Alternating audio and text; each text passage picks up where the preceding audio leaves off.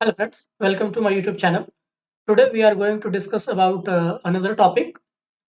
We will find here the moment of inertia of a circular disc. In previous class we have find the moment of inertia of a circular ring, right? तो आज हम लोग आगे पढ़ेंगे. हमने पिछले class में देखा था moment of inertia of circular ring, जो कि आई बराबर क्या आता है सर्कुलर रिंग के लिए moment of inertia.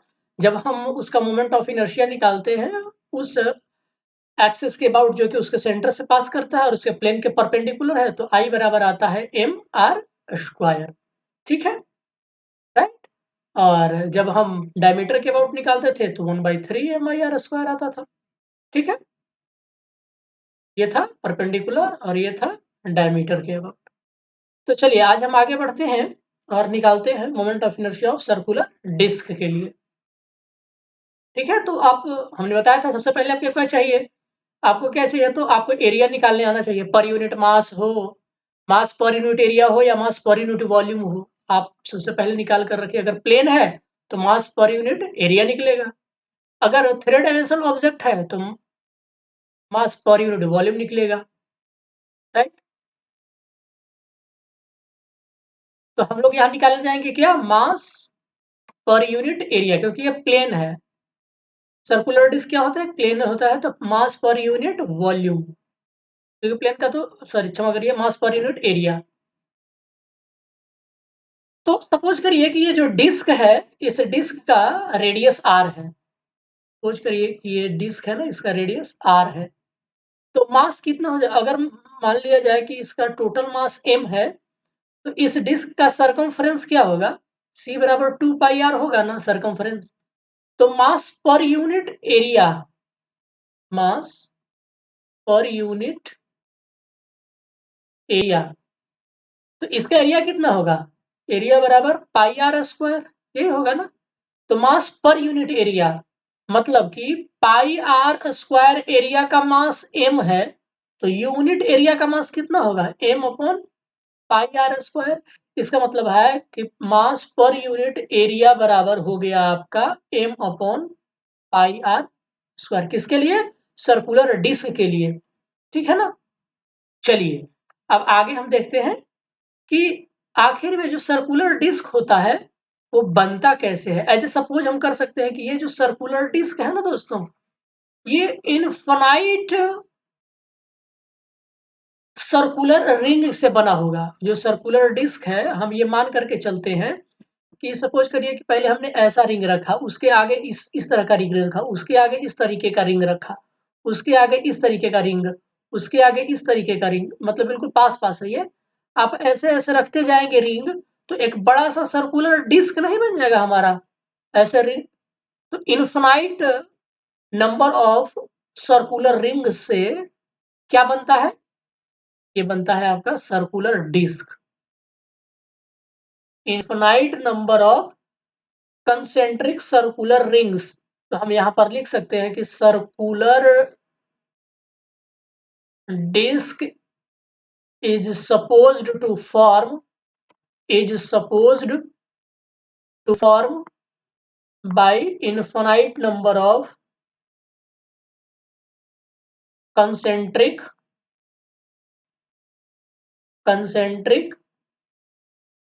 Circular ring, concentric circular ring. जैसा कि मैंने बताया कि आप एक रिंग के ऊपर दूसरा रिंग, दूसरे के ऊपर तीसरा रिंग, चौथा रिंग, पांचवा रिंग, ये ऊपर आपको वर्टिकली नहीं रखना, हॉरिजेंटली की मैं बात कर रहा हूं. ऐसे ऐसे रखते जाइए तो एक बड़ा सा आपको डिस्क मिल जाएगा. अब हम जैसा कि मोमेंट ऑफ इनर्शिया निकालने के लिए करते आए हैं कि हम क्या करते हैं, छोटा सा एलिमेंट चूज करते हैं. तो यहां पर हम क्या चूज करेंगे, एक सर्कुलर रिंग चूज करेंगे, क्योंकि infinite number of circular ring से ही बना है ये, है ना. तो उसमें से हम रैंडमली एक रिंग चूज करेंगे और उस रिंग के एक छोटे से पार्ट का हम मोमेंट ऑफ इनर्शिया निकालेंगे. फिर हम उसको इंटीग्रेट कर देंगे ओवर 0 टू r, क्योंकि पहले इस रिंग का या इस रिंग का या इस रिंग का, तो हम मान लेते हैं कि इस वाले रिंग को हम as a elementary ring consider करते हैं. इसी को मान लिया कि एलिमेंट्री रिंग है. अब इस रिंग का जो रेडियस है वो x है मान लिया. ठीक है ना. अब इस रिंग में हमने विड्थ लिया, ये विड्थ है रिंग का, देख रहे हैं ना, यहां से यहां तक ये कितना है, dx है। इसका रेडियस x है और विड्थ, मतलब कि अगर आप इस रिंग को तोड़ करके सीधा करेंगे तो कुछ ऐसा मिलेगा आपको, आपको कुछ ऐसा मिलेगा।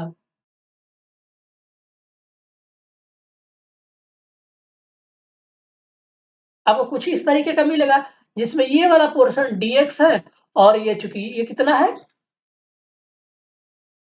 इसका रेडियस x था, तो सर्कमफ्रेंस कितना हो जाएगा दोस्तों, c बराबर इस एलिमेंट्री रिंग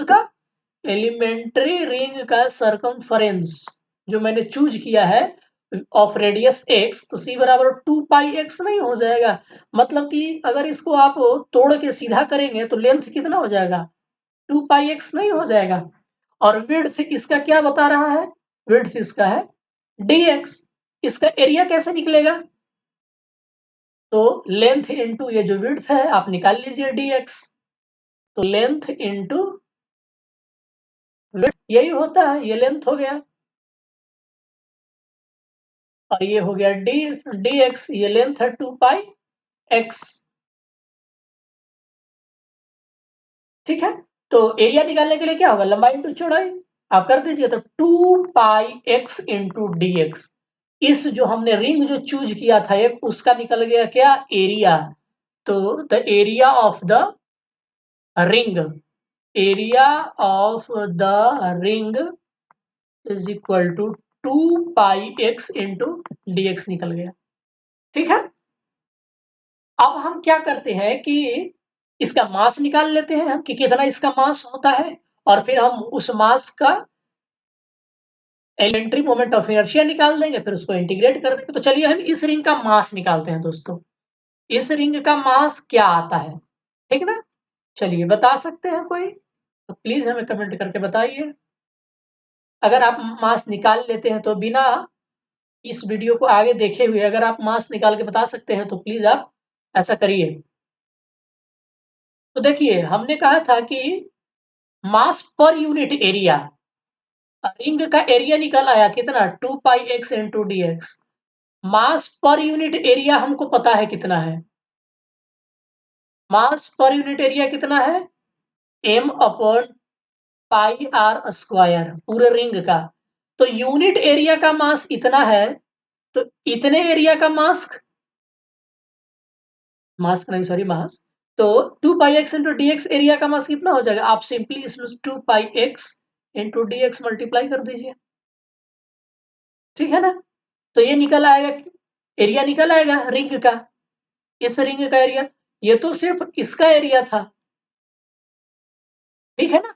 तो यूनिट एरिया का तो पूरे होल एरिया का मास आपको निकल आएगा, ये पूरा जो आप देख रहे हैं रिंग, इसका पूरा आपका मास निकल आया कितना, m upon pi R square into 2 pi x into D X. फिर से देख लीजिए, यूनिट एरिया का मास है पाई आर स्क्वायर, तो इस पूरे रिंग का एरिया कितना है, 2 pi x into D X. तो इतने एरिया का मास कितना हो जाएगा, m upon pi R square into 2 pi x into D x.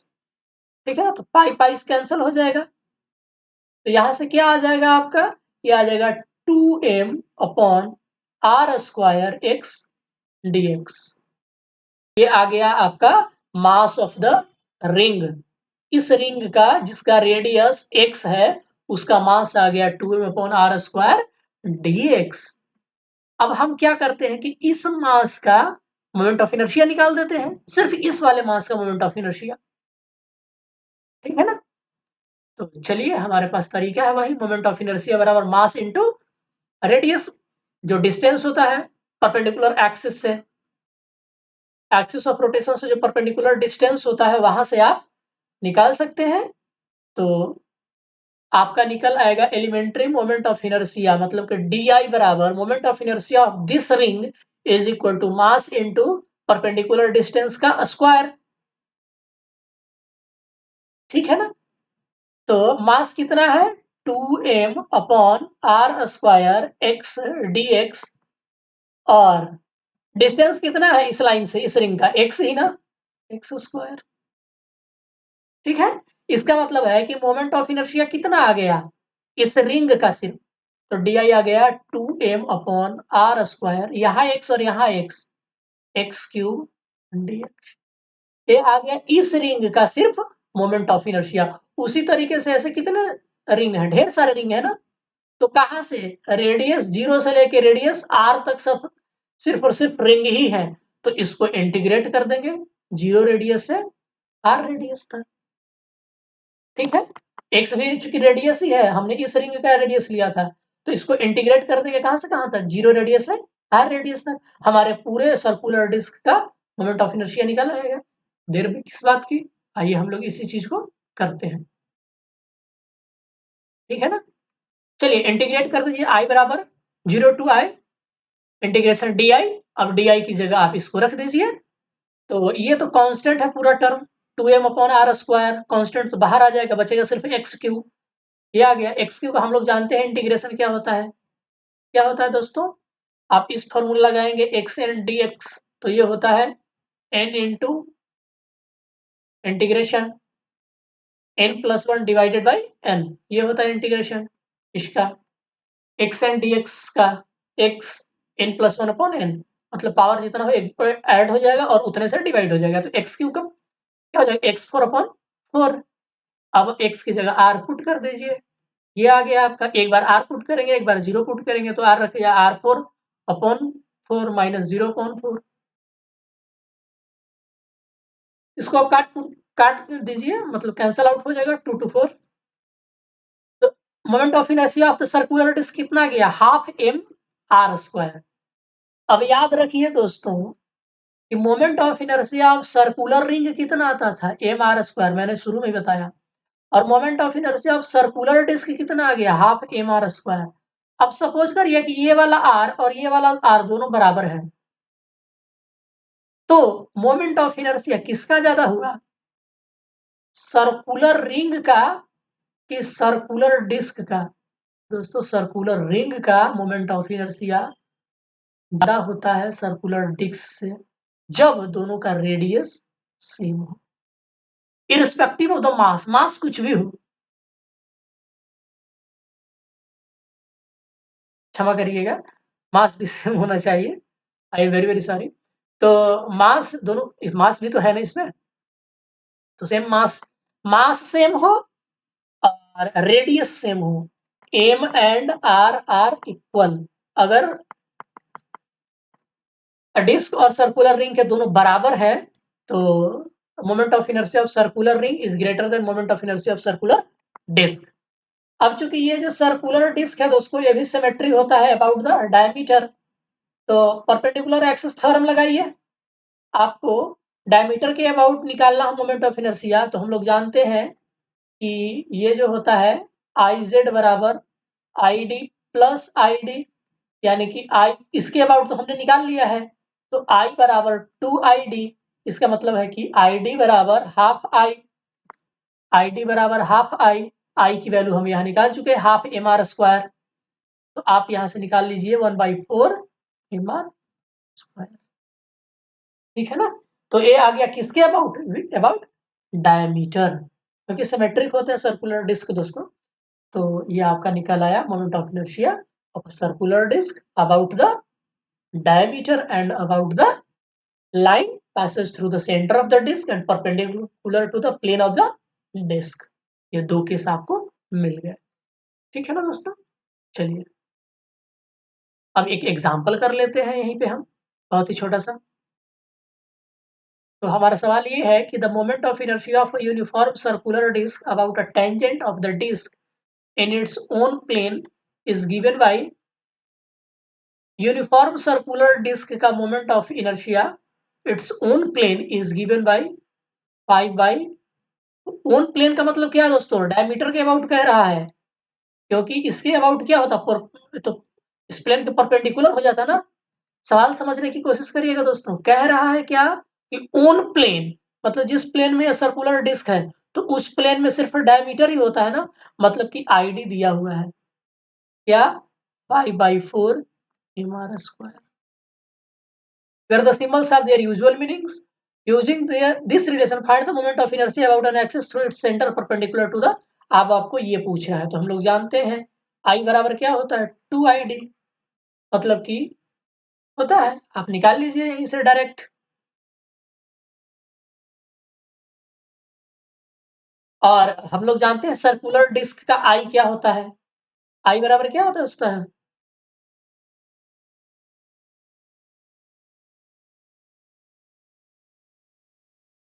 I moment of inertia for circular disc about a tangent of the disc कह रहा है दोस्तों, क्षमा करिएगा थोड़ा सा क्वेश्चन ये है कि about a tangent of the disc is in its own plane, तो किसी टेंजेंट के अबाउट है दोस्तों, इसके अबाउट है।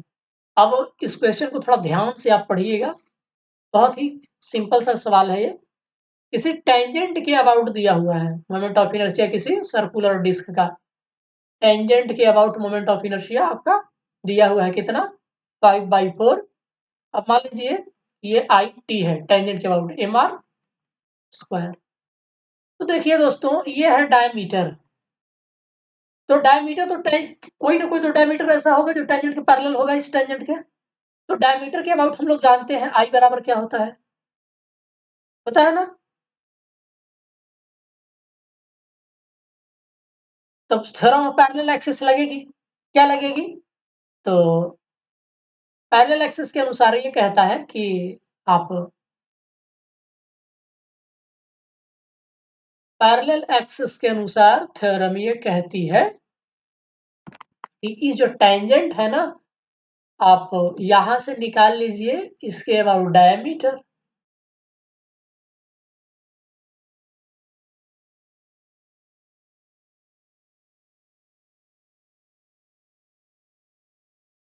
तो टेंजेंट के बाद क्या होगा ID प्लस mr², ठीक है।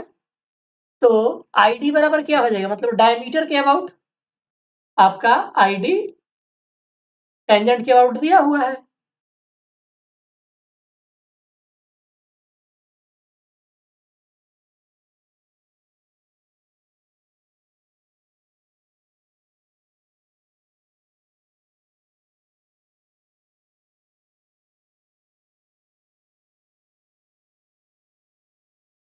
ठीक है दोस्तों। चलिए तो आई टेंजेंट बराबर आई टेंजेंट माइनस mr² आप निकाल लीजिए 1/4, तो यहाँ से आ जाएगा 1/4 mr²। और थ्योरम ऑफ परपेंडिकुलर एक्सिस क्या कहता है, आई बराबर दोनों टेंजेंट के अबाउट आप ID निकल गया, तो ID प्लस ID फार्मूला जानते हैं, आप निकाल लीजिए, यहाँ से आपका निकल आएगा, ठीक है ना दोस्तों।